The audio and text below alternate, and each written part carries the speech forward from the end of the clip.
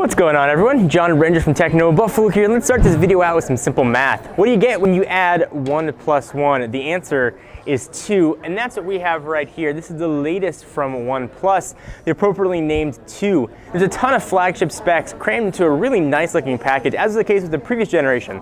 A lot's been improved on here, so let's go ahead and take a first look at the OnePlus 2. So ladies and gentlemen, meet the OnePlus 2. This phone has been leaked, rumored for many months. Now we've got a chance to take a first look at it.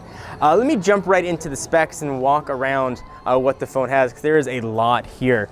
So this is rocking the 64-bit Qualcomm Snapdragon 810. It's clocked at 1.8 gigahertz, and that is octa-core, but they've worked with Qualcomm to make sure that this is going to run very cool. I believe this is the first time I've ever said this too. We're looking at a phone with 4 gigs of RAM. Which is a lot of gigs.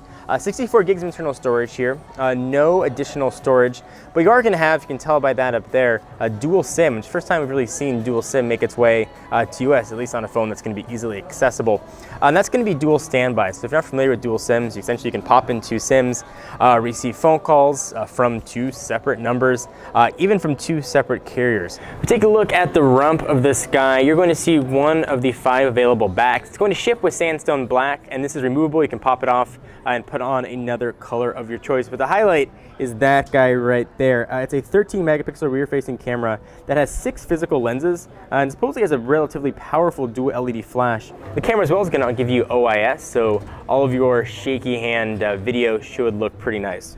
So a few omissions people might miss: no NFC, no wireless charging here found on the OnePlus 2, in addition to no expandable storage. Framing the phone, we've got a very cool to the touch aluminum and magnesium frame. Let's take a look at the phone itself, because there's a lot of things here. So this, while looking like a physical home button, is actually a capacitive button. It's also going to serve as your fingerprint sensors. Flanking it on both sides, you've got your multitasking button and your back button, just annotated by 2 illuminated lines. On the left, it looks like a profile switch. It's actually going to mute all notifications. So if you're in a meeting, want everything to be quiet for a minute, go ahead and slide that up or down, and you can go ahead and mute your notifications. A really nice and welcome feature. I'm happy to see that here on the OnePlus 2.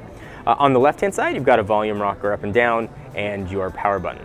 On the top, 3.5mm headset jack, noise-canceling mic, but a big story is down here. Of course, you've got your rear-firing speakers, but that, my friends, a reversible USB-C port.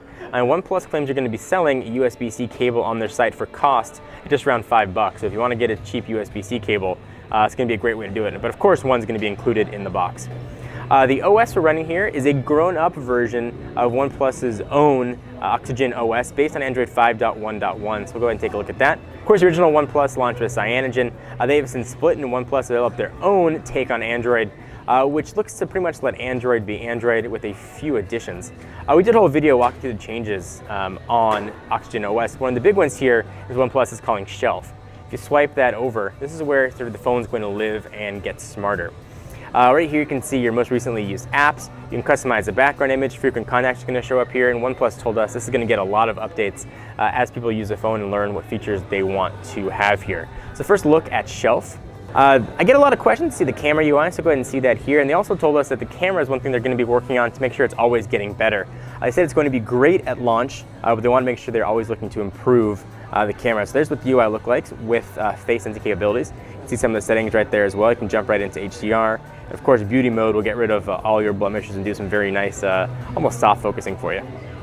One thing that I've noticed upon my initial use is that capacitive home button is very fast. I've had some issues in previous phones that had capacitive home buttons. There's a bit of delay, no delay here at all. You tap that and you go right back to where you want to go, so very quick.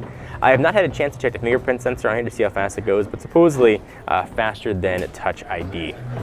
So as far as pricing and availability, the 64 gig OnePlus 2 is going to be available with an invite in the US and EU starting August 11th for $389. There will be a 16 gigabyte version OnePlus 2 with 3 gigs of RAM, going to be available later for $329. So anyway guys, it's been a first look at the OnePlus 2. I'll tell you your thoughts on it. What do you think? Did it live up to the hype, everything you expect? I really want to hear what you guys have to say. Until next time, I'm John Ranger from Techno Buffalo. See you guys next video. Bye-bye.